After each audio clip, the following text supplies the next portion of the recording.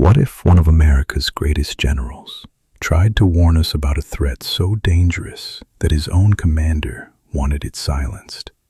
General George S. Patton, the legendary tank commander who helped win World War II, died under mysterious circumstances in December 1945, just months after the war ended. But before his death, Patton made statements that deeply troubled Supreme Commander Dwight Eisenhower, statements about the Soviet Union that would prove chillingly accurate in the decades to come. This is the story of Patton's final warning, the one Eisenhower tried to bury. Picture this. It's the spring of 1945. Nazi Germany is collapsing, and American and Soviet forces are meeting in the heart of Europe. While most Allied commanders are celebrating victory, Patton is watching something else. He's watching how the Soviets treat the territories they're liberating. He sees them stripping factories, brutalizing civilians, and setting up puppet governments. In private letters and conversations, Patton begins saying something radical for the time, that the Allies have defeated the wrong enemy. He argues that Nazi Germany, as evil as it was, is finished, but the Soviet Union represents a growing threat to freedom and democracy. Think about how controversial this was. Remember, in 1945, the Soviet Union is America's ally. Millions of Americans admire Joseph Stalin for his role in defeating Hitler, and suggesting we should confront the Soviets sounds almost treasonous to many. But Patton sees something others don't want to acknowledge yet. He watches Soviet forces refusing to withdraw from Poland, Czechoslovakia, and Eastern Germany. He sees them breaking promises made at Yalta and Potsdam. In his diary, Patton writes that the Russians are Mongolian savages, and that we promised the Europeans freedom, but now we're leaving them to Soviet slavery. Here's where it gets really interesting. Patton doesn't just complain, he proposes action.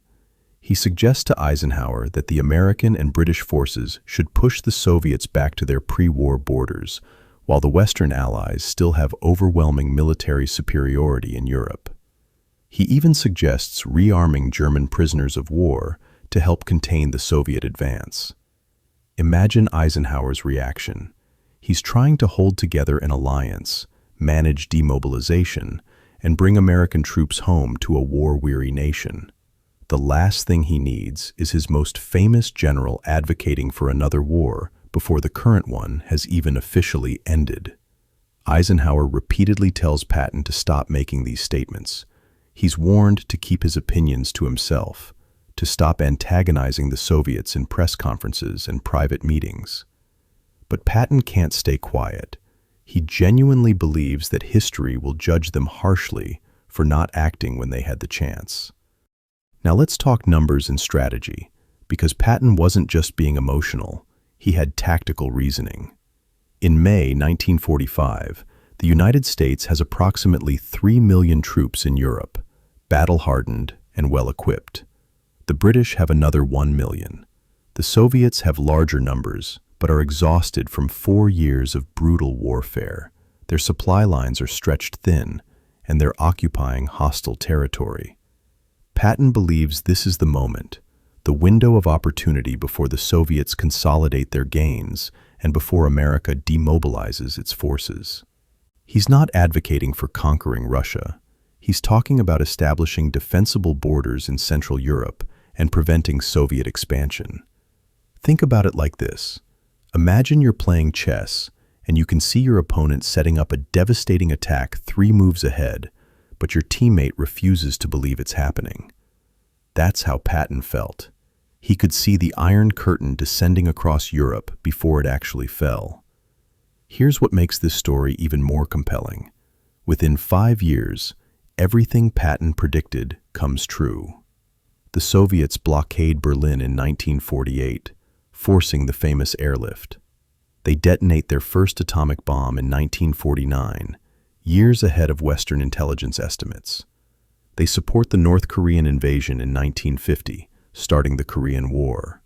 The Iron Curtain that Winston Churchill warned about in 1946 becomes a concrete reality, dividing Europe for the next 45 years.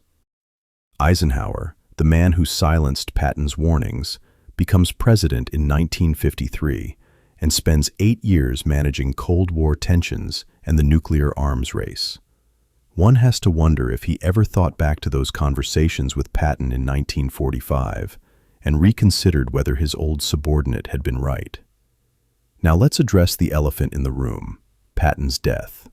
On December 9, 1945, just days before he was scheduled to return to the United States, Patton's car is hit by an army truck in Mannheim, Germany.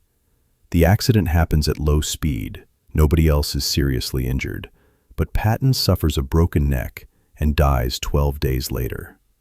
The official story is straightforward accident, but conspiracy theories have persisted for decades.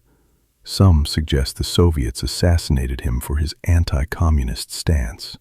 Others point to the OSS, the precursor to the CIA, claiming American intelligence wanted him silenced.